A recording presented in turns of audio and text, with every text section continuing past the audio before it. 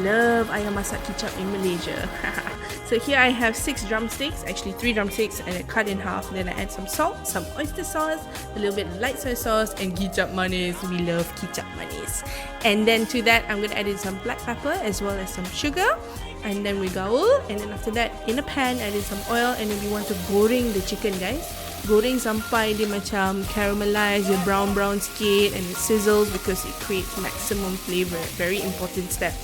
Next, add in some chopped garlic, and then the marinade yang lebih tu, you tambahkan air, and after that you pour that in and let it cook for about 10 to 15 minutes until the chicken dah masak and gebu, and then baru you tambah a little bit of that thick dark soy sauce, and then I like to add in some sliced onions as well for added sweetness, and then it's ready to be served, guys. Look at that gravy, oh my god. Okay, I makan sikit sebab I tak boleh makan banyak, ni banyak gluten, but I did it specially for you, so enjoy.